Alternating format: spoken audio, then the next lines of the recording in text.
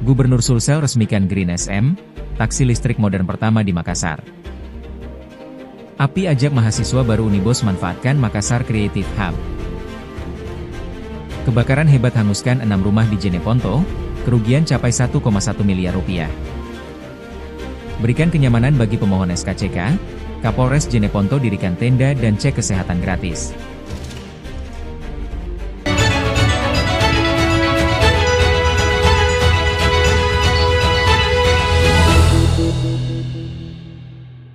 Gubernur Sulsel, Andi Sudirman Sulaiman meresmikan peluncuran Green SM taksi listrik modern untuk layanan masyarakat. Peluncuran armada ini dilakukan di kawasan Center Point of Indonesia, CPI, Makassar, Senin 15 September. Kota Makassar resmi menjadi kota kedua setelah Jakarta yang menghadirkan layanan transportasi ramah lingkungan, kendaraan listrik modern yang siap melayani masyarakat. Green SM Taksi merupakan kendaraan listrik asal Vietnam yang diproduksi oleh PT Sang SM Green and Smart Mobility. Gubernur Andi Sudirman menyambut baik kehadiran investasi tersebut di Sulawesi Selatan. Selain ramah lingkungan, kehadiran Green SM juga dinilai membawa manfaat sosial. Menurut Andi Sudirman, layanan ini tidak hanya membuka lapangan pekerjaan baru bagi masyarakat lokal, tetapi juga menjamin jaminan kesehatan dan ketenagakerjaan bagi para pengemudinya. Andi Sudirman juga menekankan nama besar Green SM harus selaras dengan aksi nyata di lingkungan.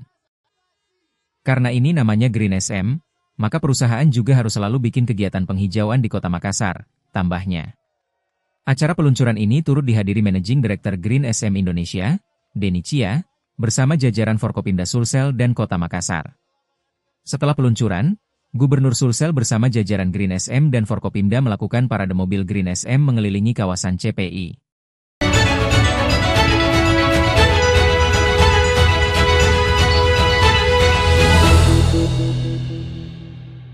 Wali Kota Makassar, Munafri Arifudin alias API, hadir memberikan sambutan pada kegiatan pengenalan kehidupan kampus bagi mahasiswa baru, PKKMB, Universitas Bosowa 2025 di Kampus Unibos, Jalan Urip Sumoharjo, Senin 15 September. API memperkenalkan salah satu program unggulan pemerintah Kota Makassar, yakni Makassar Creative Hub, MCH, yang digagas sebagai ruang pengembangan keterampilan dan kreativitas generasi muda. Ia menambahkan, MCH telah menjadi wadah lahirnya banyak talenta muda Makassar yang mampu menyalurkan potensi tidak hanya di ruang akademik, tetapi juga di dunia kerja dan kewirausahaan. Melihat banyaknya talenta-talenta muda seperti para mahasiswa di Kota Makassar, Munafri pun menyampaikan tekadnya bahwa tahun depan, Pemkot Makassar menargetkan pembangunan 2 MCH baru di kecamatan lain agar fasilitas ini lebih merata dirasakan masyarakat. Selain memperkenalkan program MCH, Munafri juga berpesan kepada mahasiswa baru Unibos agar menjadikan dunia kampus sebagai titik awal merancang masa depan. Menurutnya, universitas bukan sekadar tempat menimba ilmu, melainkan juga membentuk karakter dan arah hidup generasi muda. Ia menekankan bahwa mahasiswa baru Unibos 2025 adalah bagian dari generasi yang akan membawa Indonesia menuju era emas 2045. Oleh karena itu, ia mendorong mereka untuk tidak hanya mengandalkan perkuliahan di kelas, tetapi juga aktif menambah pengalaman di luar kampus.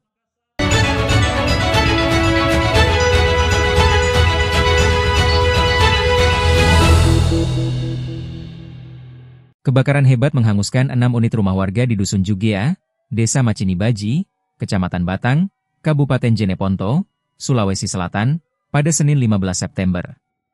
Insiden kebakaran yang terjadi sekitar pukul 9 WITA ini dilaporkan menghanguskan kediaman CH, 40, DG Maka, 40, Samsudin DG Naba, 50, Nur Halim DG Sewang, 56, Duding, 40, Rosi, 40. Kapolsek Batang, Ibtu Purwanto, mengungkapkan bahwa kebakaran ini diduga kuat akibat korsleting arus listrik dari salah satu rumah korban. Setelah warga melihat kobaran api dan asap membumbung tinggi ke udara, Purwanto mengatakan warga panik dan berteriak meminta pertolongan dan berusaha memadamkan api dengan peralatan seadanya. Namun, usaha mereka tak berhasil lantaran material bangunan yang mudah terbakar, ditambah angin kencang, membuat api menjalar dengan cepat, menghanguskan seluruh bangunan dalam hitungan jam. Tak lama berselang, 6 unit mobil pemadam kebakaran milik Pemkab Jeneponto tiba di lokasi. Tim damkar bersama aparat kepolisian langsung berjibaku memadamkan api hingga akhirnya berhasil dikendalikan sekitar pukul 12 WITA. Meski tak ada korban, namun jumlah kerugian material yang dialami seluruh korban yang rata-rata berprofesi sebagai petani ini, ditaksir mencapai 1,192 miliar rupiah, CH kerugian 200 juta rupiah, DG Maka, 40. Kerugian Rp72 juta, Samsudin DG Naba, 50. Kerugian Rp120 juta, Nur Halim DG Sewang, 56. Kerugian Rp400 juta. Duding, 40. Kerugian Rp400 juta. Rosi, 40. Kerugian Rp4 juta. Di sisi lain, Bupati Jeneponto, Haji Paris Yasir, turut meninjau langsung lokasi tragedi untuk memastikan penanganan pasca kebakaran berjalan lancar dan memberikan dukungan moral kepada korban. Hingga kini, aparat kepolisian dan pemerintah daerah masih berada di lokasi untuk pendataan dan pengamanan, memastikan tidak ada potensi kriminalitas dan api tidak kembali menyala.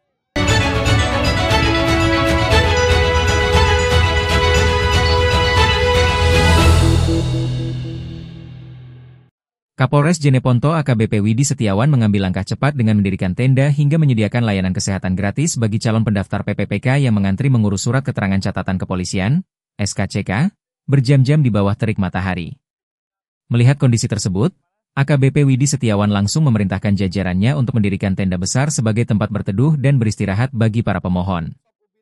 Bukan hanya itu, Kapolres juga telah menugaskan unit Dokes Polres Jeneponto untuk bersiaga di lokasi dengan memberikan layanan pemeriksaan kesehatan gratis, seperti cek tekanan darah dan konsultasi singkat. Hal tersebut memungkinkan masyarakat untuk memanfaatkan waktu menunggu antrean dengan lebih produktif sambil memastikan kondisi kesehatan mereka. Inisiatif ini disambut baik oleh para pemohon. Mereka merasa terbantu dan dihargai, membuat proses pengurusan dokumen yang biasanya melelahkan menjadi lebih nyaman.